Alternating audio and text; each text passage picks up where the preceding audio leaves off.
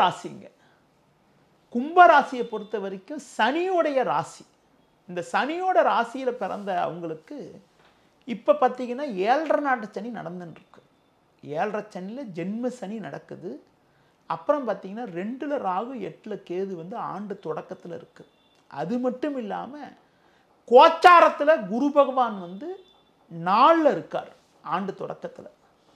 உங்களுக்கு பார்த்தீங்கன்னா வந்து முதல் 3 மாச காலங்கள், அதாவது வந்து மார்ச் 29ல் ராகு சனி பெயர்ச்சி ஆகுது. மார்ச் 29ல் சனி பெயர்ச்சி ஆகிற வரைக்கும் பார்த்தீங்கன்னா ஜென்ம சனி நடக்கும். சனி பெயர்ச்சிக்கு பிறகு கூட உங்களுக்கு வந்து பாதச்சனி நடக்கும். அதாவது 7.5 நாட்டு சனி என்பது நாங்கள் வந்து 7.5 வருஷம்னு சொல்லுவோம். ஜோசியத்தில் வந்து 7.5 வருஷம் சொல்லுவோம். அதில் வந்து 5 வருஷம் முடியுது. அப்புறம் பேலன்ஸ் ஒரு 2.5 வருஷம் இருக்கும்.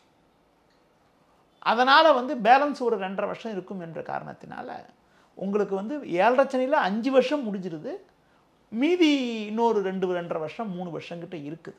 இந்த நேரத்தில் வந்து உங்களுக்கு வந்து சனி சஞ்சாரம் இந்த வருஷம் பூரா சரியில்லை. ராகு கேது சஞ்சாரம் இந்த வருஷம் பூரா சரியில்லை. ராகு வந்து 2லையும் கேது 8லையும் சஞ்சரிக்கிறாங்க ஆண்டு தொடக்கத்தில். 18/5/2025க்கு பிறகு ராகு ஜென்மத்திலும் கேது 7ஆம் வீட்லையும் சஞ்சாரம் செய்ய இருக்கிறாங்க. ராகு 2/8ல் ராகு கேது சஞ்சரிக்கிறது. 18/5/2025க்கு பிறகு ஜென்ம ராசியில் ராகு 7ல் கேது சஞ்சரிக்கிறதுனா அவ்வளோ சிறப்புன்னு சொல்ல முடியாது. ராகு கேது சஞ்சாரமும் சரியில்லை, சனி சஞ்சாரமும் சரியில்லாத காரணத்தினால தொழில் வியாபாரத்தில் ரொம்ப ரொம்ப கவனமாக இருக்கும். எந்த ஒரு சின்ன வாய்ப்பையும் உதாசீனப்படுத்தக்கூடாது. தொழில் தொடர்பான கணக்கு வழக்குகளை சரியான முறையில் பார்த்து வச்சுக்கணும். வேலைக்காரங்கிட்ட கொஞ்சம் கவனமாக இருக்கும்.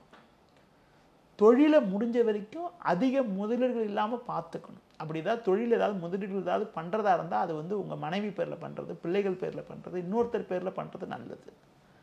அடுத்து பார்த்தீங்கன்னா ஏதாவது ஒரு வாகனம் வாங்கணுன்னாலும் சரி, ஒரு ப்ராப்பர்ட்டி ஏதாவது வாங்கணுன்னாலும் சரி, அது உங்கள் பேரில் வாங்காமல் மற்றவங்க பேரில் வாங்கிறது, குடும்ப உறுப்பினர்கள் பேரில் முதலீடு பண்ணுறது நல்லது.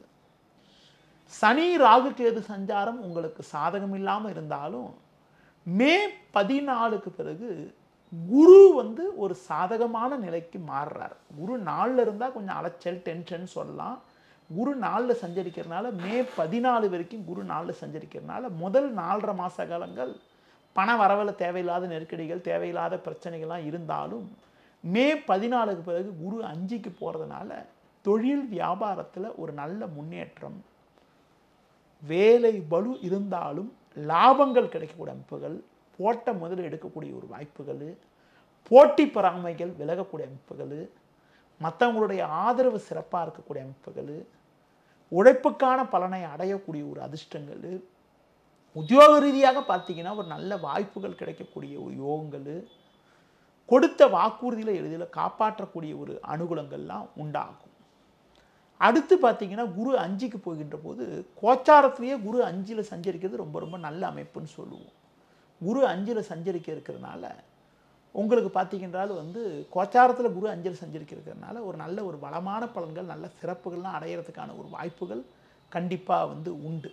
அடுத்த ஒரு இன்னொரு விஷயம் என்னென்னா, உங்களுக்கு வந்து குரு 5க்கு போகின்ற போது குடும்பத்தில் வந்து மங்களகரமான சுபகாரியங்கள் கைகூடுறது, பிள்ளைகள் வகையில் மகிழ்ச்சிகள், பூர்வீக சொத்து ஏதாவது பிரிக்காமல் இருந்தால், சொத்து பிரிக்காமல் இருந்தால் சொத்து பிரிக்கக்கூடிய வாய்ப்புகள், அதன் மூலமாக ஒரு அனுகூலங்கள், அதன் மூலமாக ஒரு வளமான பலன்கள்லாம் கூட ஏற்படக்கூடிய ஒரு அதிர்ஷ்டங்கள்லாம் வந்து உங்களுக்கு வந்து மே 18க்கு பிறகு, அதாவது மே 14க்கு பிறகு ஏற்படக்கூடிய வாய்ப்புகள் உண்டு.